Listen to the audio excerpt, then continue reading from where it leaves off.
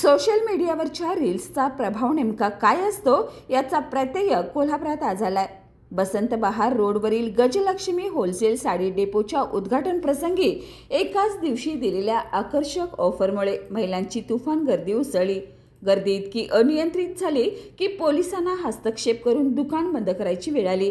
या दुकानाच्या उद्घाटनाची माहिती इंस्टाग्रामवरील रील्सच्या माध्यमातून देण्यात आली होती। एक दिवस खास साडी ऑफर अशा जाहिरातीमुळे केवळ कोल्हापुरातीलच नाही तर शेजारच्या जिल्ह्यामधूनही मोठ्या संख्येने महिला या ठिकाणी दाखल झाल्या। गर्दी वाढत गेली आणि काही वेळातच रस्त्यावर वाहतूक कोंडी निर्माण झाली। परिस्थिती बिघडत चालल्याचं लक्षात घेऊन पोलिसांनी तातडीने हस्तक्षेप करत दुकान बंद केलं।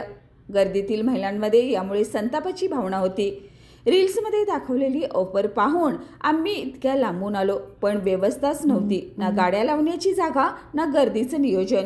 रीलला सांगितलं होतं की एक दिवसाची ऑफर आहे, ओपनिंगचा एक दिवसासाठी आजच्या दिवसापर्यंत ऑफर आहे, त्याच्यामुळे बायकांची गर्दी झाली आणि ह्यांची काही चुकीने बायका त्यांना आवरल्या गेल्या नाहीत, त्याच्यामुळे गर्दी होऊन बायका गुदमरून आत म्हणजे एक आम्हाला सांगितलं आत बायका बेशुद्ध पडल्यात। सकाळी 10 वाजल्यापासून रांग लावलेल्या बायका आणि दुपारच्या एकदमच बायका मध्ये शिरून गर्दी करून आत गेल्या, त्याच्यामुळे सगळा हा गोंधळ उडला। पोलीस गाडी येऊन सगळ्यांना हे केलं, कारण त्यांची पण चुकी आहे। एका दिवस आत्ता त्यांनी आम्हाला सांगतात की 4 दिवस 8 दिवस आहे म्हणून, ते रीलमध्ये त्यांनी तसं सांगितलं असतं तर एवढी गर्दी झाली नसती। रीलमध्ये फक्त त्यांनी एका दिवसासाठी ओपनिंगची आजच्या दिवसाची रील आहे म्हणून सांगितलेलं।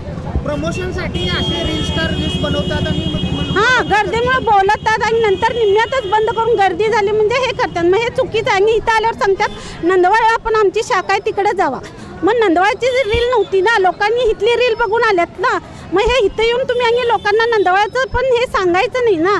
तुम्ही जरा नियोजन पण व्यवस्थित केलं असतं तर झालं असतं ना सगळं। रील्सच्या माध्यमातून चुकीची माहिती दिली हां आणि इथं आल्यावर सांगतात कायमचं ऑफर आहे, 8 दिवस ऑफर आहे, 4 दिवस ऑफर आहे। रीलला तुम्ही चेक करून बघा की त्या रीलमध्ये 1 दिवसासाठी ऑफर ठेवलेली आहे म्हणून बायकांची गर्दी झाली। तुम्ही हेच जर 4 दिवस आहे म्हणून सांगितलं असतं तर एवढे प्रॉब्लेम झाले नसते। दुकान चालकांनी फक्त प्रमोशन म्हणून केलेली योजना त्याच्या अंगलट आल्याचं दिसून आलंय। ऑनलाईन प्रसिद्धी आणि ऑफलाईन व्यवस्थापन यातील तफावत या घटनेतून प्रकर्षाने समोर आली आहे। ही घटना सोशल मीडियावर रील्स प्रमोशनचा प्रत्यक्ष परिणाम आणि सावधगिरीचा इशारा ठरली आहे।